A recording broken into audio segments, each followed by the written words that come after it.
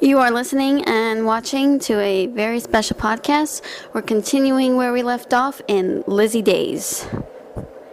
Here we have more on Phenomenon Serendipity 3, Our Greatest Exterminator. Enjoy. Lizzy was doing what she does most at her job. Besnick was just busy doing as usual. When all of a sudden the back door opened. Besnick looked up, and he smiled, grinned as he said, "Ah, our delivery boy is here." There was a young man. He seemed to be short hair at neck length. He seemed pretty nice, and he looked a bit quite untidy, but it must have been through the rush. He was untidy for his hair, but his clothes were fine, except they were streamed with blood stains on them. Sorry about all this. This is just, our delivery boy, Taylor Timmons. Besnick introduced. This is my partner, Lizzy Days. Hi, Lizzy greeted. The boy smiled. Oh, hello there. Sorry about me looking like a complete mess. I just managed to come out of work. Oh, I see. You're the delivery boy? That I am. Excuse me, I have to get these out. He then put a mask over his nose and mouth. All of a sudden, Lizzy looked at him. And all of a sudden, she began to have a vision inside her head. Something was coming back to her. She remembered lying on that autopsy table. The surgery, everything. It was shone brightly, but then she managed to get a clear image of the surgeon's face. She couldn't believe it. It was him. Taylor looked and had to ask through the mask. "What's wrong?" He said. "Oh, nothing. I just realized I have to get back to work. Sorry. It was nice meeting you." She went away, but she had a worried expression when her back was turned. Once Taylor left, Besnick noticed something was up. "What is it?" he asked. "That's the guy. That's the one that performed the surgery to remove the parasite from my body." Besnick looked horrified and looked back. "Him? No, it can't be. Come on, Lizzy." "It's true. That is him. I don't know what the heck he's doing here." "Hey, look up Taylor Timmons and see what we can find." Besnick knew what she was getting at. "All right." He then typed in the name and managed to pull up a few sources. Besnick read aloud, "Taylor Timmons. He's in good partnership with a man by the name of Benjamin Hallows. Taylor was rescued by Hallows from a very dark and sinister place, according to the MPD. I never even heard of this guy. Who the heck is Ben Hallows?" I don't know. Yes. Oh. The guy is a physician. Taylor? Yes. And listen to this. He knows how to train himself to be learning the skills like doctors, surgeons, and nurses. What? How long he's been doing this? I don't know, Besnick said. Could he be the one responsible? No, Taylor? He's too nice, too kind. Well, let's look up the Ben guy and see for ourselves of what he's got in store. Alright.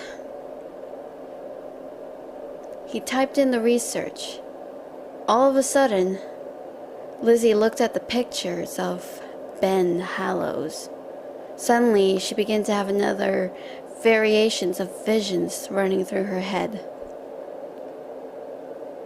She couldn't believe it. She remembered the victims, how they were screaming in pain, begging, pleading for this to be over. Taylor looked at them nervously, but she saw also Ben's face besides Taylor's, as Ben said calmly, "Don't worry. This may hurt just a bit. I promise you. You will feel better in time. And for this, you're going to have to thank me." But the victims were saying, "No, please, I just want to die." But then Ben shocked them as they were screeching in pain. Ben shouted at them, saying, "Listen to me. I'm trying to save your life. You know you don't have much longer to live. I'm trying to help you. And this is the thanks you're giving me? Please, just let me go. Let me go. Let us go, please. Please. Please, I don't want you to suffer a terrible death. I just want to help you. That's all I'm doing. Don't you want to live a bit longer? Please. Have you ever heard of the breath of life? But how can you cure us? Why?" She heard the voices. Lizzie was panicking. "All will be explained in time," Ben said. "But for now, please just endure this. I promise it will be over."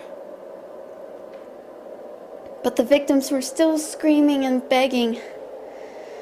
The visions end, and Lizzie found herself against the wall. Oh my God. Oh my God. I know who the one is responsible. I know. It's that guy. Besnick looked. His face became quite white from shock. This guy. How? I saw his face. The visions were coming back, and he's the one that's talking to them, saying it'll be all over. I'm doing you a good thing. Don't you want to live longer? Oh my God. What am I going to tell Barrere about this? Oh man, what are we going to do? Well, you're going to have to tell her. How? She's busy with a lot of things, and she's bringing people here left and right. Where could she be now? You don't remember? Oh, yeah, that one. Yeah, I looked it up. So, he's the one that dumped the vat in there, in the ocean. He was the one that knew about the victims. But how? Maybe he was trying to help them. Or maybe he was trying to create an army of monsters. There's gotta be another motive behind it. Why would he do such a thing? You have to recall what you saw in there. He was trying to do them a good thing, as quoted. But where are we gonna find this Ben guy? Did the inspector mention anything? Well, when he came to interview a lot of people, he's been muttering to himself, to the other guy, his partner, saying something about, I don't know, oh, he's at it again. But then she stopped as she said, wait, could he know Ben? How How is that possible? One way to find out. However, Besnick was going to talk to Inspector Lovell. Besnick acted like he was out in town, but he accidentally or purposely made it seem like an accident to bump into Inspector Lovell and his partner. Ah, fancy meeting you here. Sorry about the trouble. We're just trying to investigate on some things, and I believe, I was looking through the researches, and I managed to get a lead, but it could be something. But I don't know for sure. I could be wrong. He managed to explain, well, he pretty much lied brightly about it. And surprisingly, even though the inspector was no fool, he seemed to buy the story. That's when the inspector mentioned about Ben Hallows and how he's striking again. Besnick pretended to be surprised and asked him about it, saying it could help with the investigation. The inspector agreed. He said he wasn't allowed to, but since this guy was pretty much part of the whole blood donations and the morgue, he decided to tell her. The partner, Besnick, of course. It is stated that ever since Benjamin Hallows had been doing a lot of unorthodox experiments that relate to resurrecting the dead. But then Lovell made it seem a bit more hyper-realistic on his part, claiming that Ben's unorthodox experiments are quite demonic works of art. Besnick was taken aback. Demonic works of art? The inspector snapped, saying, Why do you think? The reason why he is doing all this is because it is the work of the devil. It's not one of God's creatures. It is godless, and there is a beast among us. He is the one creating all of these beasts, and he will burn for what he has done. Besnick nodded. Understand. I see. It's not very much of a good thing, though. However, the inspector had to ask, Is there anything else we can help you with? No, thank you. Besnick was on his way, but he went back to Lizzie and told her what he had discovered. Lizzie looked at Besnick in surprise and said, He must be one crazy inspector.